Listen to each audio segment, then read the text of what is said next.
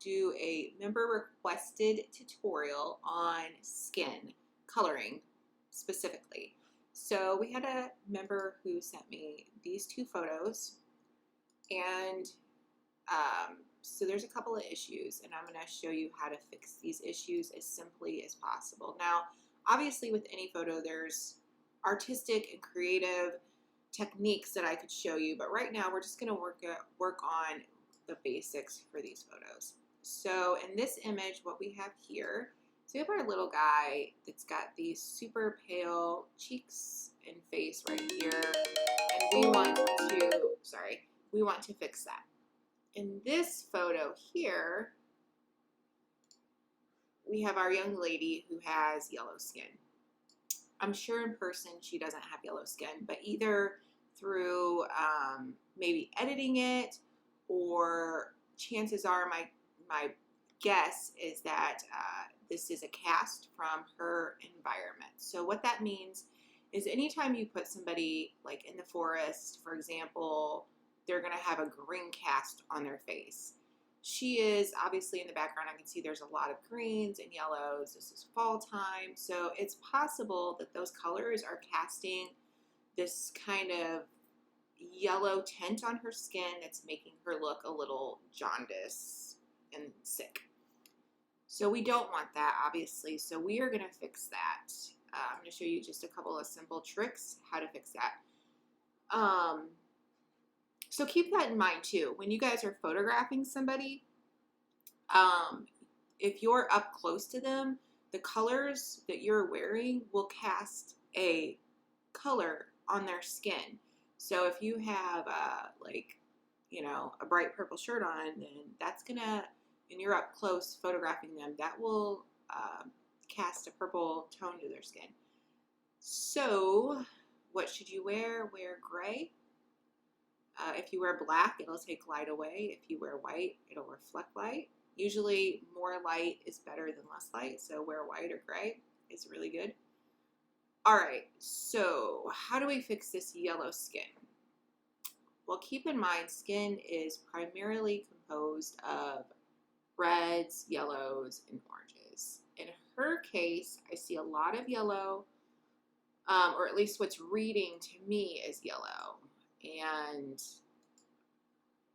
we can check it by pulling up my color workspace.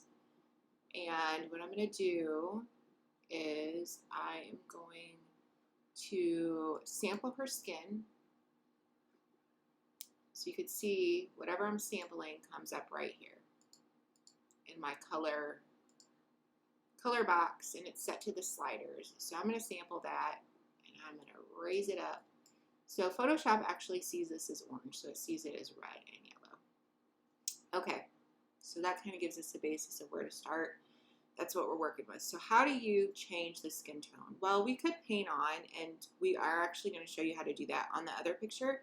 But with her, a simple adjustment is going to be by going into our layers down here. And we are going to go to color balance. Okay? Now in our color balance, so you see that you have shadows, highlights, midtones here. So if we go into our shadows, let's start there. Now you can see that this is affecting our entire photograph. And I'm not worried about that right now because I will show you how to change that.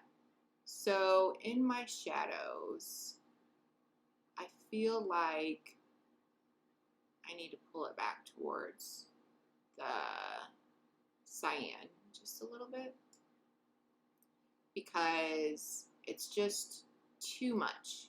It's just too much red and yellow in there. And so I'm going to pull back towards the magenta as well. And then I'm going to cool it down to the blues and see how that kind of looks. So it's looking a little bit better. And I'm going to go to my midtones, and I'm going to do the same thing here. I'm going to pull it towards the cooler colors and try that.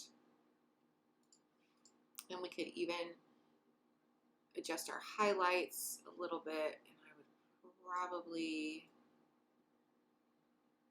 do the same thing there. I might add a little bit of yellow into the highlights because I feel like they're pretty washed out, right? They almost look whitish. So I'm just going to put a little bit in. I'm going to pull back. I'm going to turn that on and off. So you can see there's already an improvement in the picture. It doesn't have this super yellow cast to it. But let's say we want to keep that everywhere else. So what do we do? So remember this box here, this white box that's connected to the adjustment we just made. That is a layer mask. See, if you put it by it, it says layer mask. Because it's white, it means that the adjustment we made is visible everywhere. We don't want it visible everywhere. We just want it visible on her face. So I'm going to do Command-I on my keyboard and invert it. So now it's not visible, it's black. So we want it to be visible just on her face. So what I'm going to do is I'm going to grab a brush tool and I'm going to do this very roughly right now. I prefer to work on 100% flow, 100% opacity, and adjust down here. That way I could see exactly where I'm putting it and I'm not overlapping the adjustment anywhere. So like I said, I'm doing this very crudely. I'm just going in with this big old brush and I'm just gonna paint it on like this. And we'll go and get, so I got it on her lips, so I'm gonna go get the opposite color, which is gonna be the black.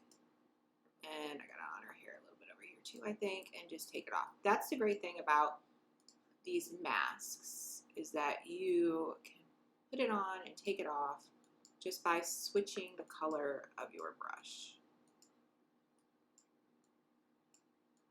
Okay. So it's on there. Now I'm going to pull out and I'm going to turn it on and off and you can see it. Now remember, I was on 100% flow, 100% opacity. So it's stronger than what I want it to be. So I'm going to go to my opacity slider and I'm going to start sliding that down until the point where my eye says that looks pretty good. And for this one, we're going to go about 70%, I think. So there we go. Turning it on, turning it off. So she looks a lot better. She doesn't have this super bright yellow cast to her face. We added some more reds in and that looks a lot better. I'm going to flatten that. The other things that you can do to kind of work with it a little bit is you could go back into your layers down here and you can go into a hue saturation level or a hue saturation adjustment and you could change the saturation of your colors a bit. So in this case, I might pull the reds back just a little bit. And maybe go there with the yellows.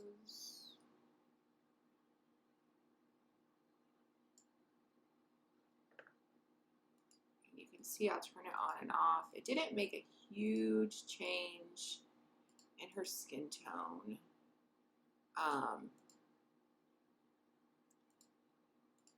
We didn't do much with this. We just pulled it down just a little bit to where almost it's hard to tell. So that would be something you can do if you still feel like maybe one color is a little bit too much. You can do that. So I'll show you where we started with this kind of green yellow skin and now it's much more natural looking there. And the next step that I'm going to show you on the little boy over here will, actually,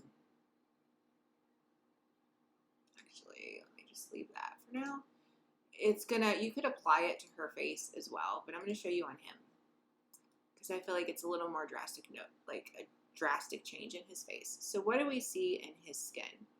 Well, we see a lot of this orange and then it gets super pale and then he's got these super pink cheeks versus our man right here. He's nice, evenly colored.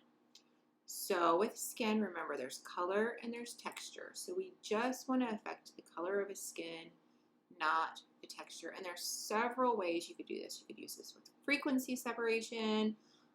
We could go in the way we just did with our color balance or our hue saturation and work there.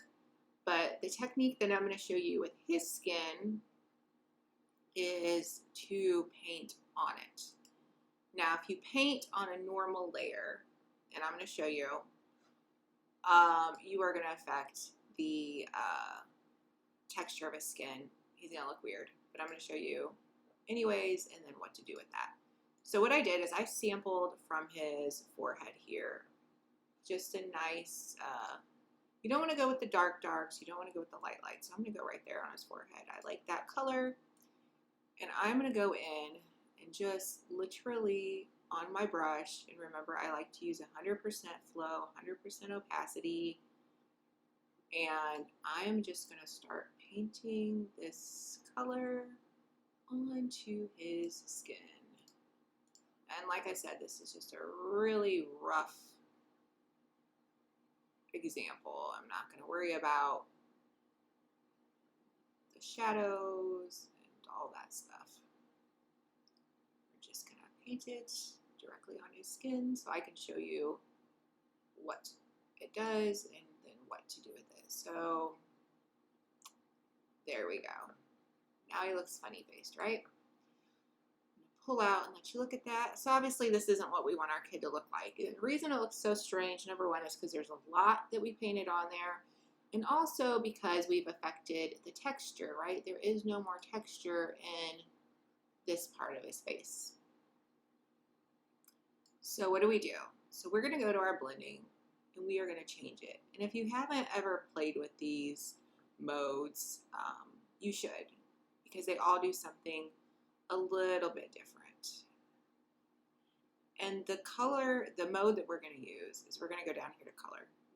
And what that does is that just affects the color. So you can see now we've got our texture back in his skin, but it looks like we put a whole lot of makeup on him. So we're going to go ahead and start adjusting our opacity down, until we feel like it looks natural for him.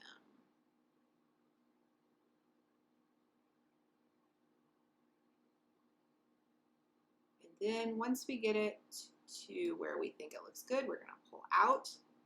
We're going to pop that on and off. And you can see the improvement that we've made in his skin.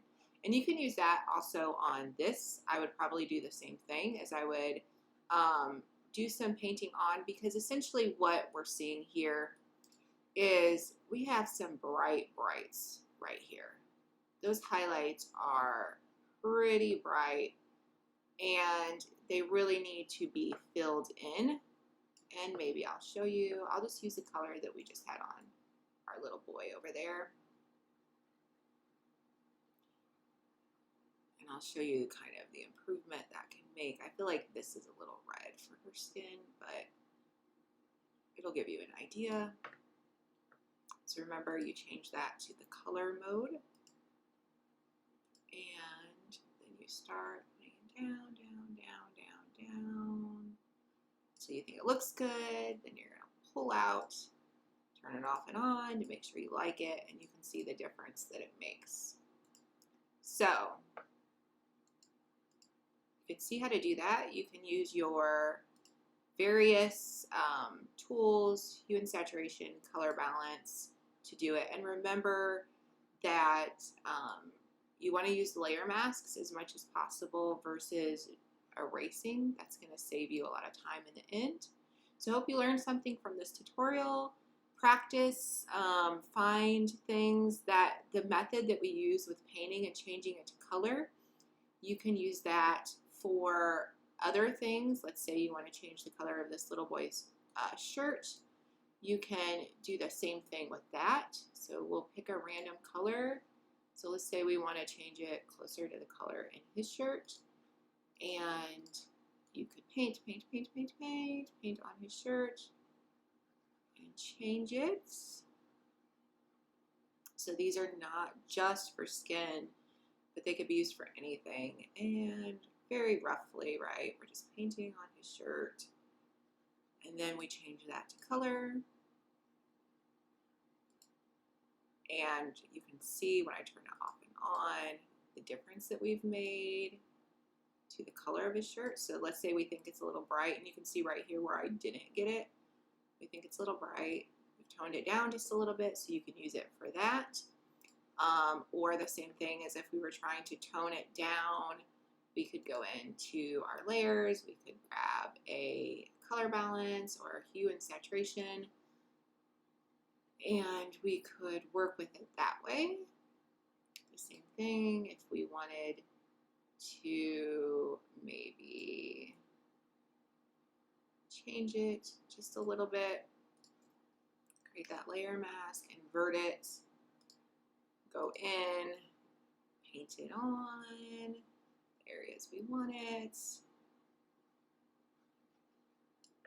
turn it down to where it looks better. And we've adjusted it that way.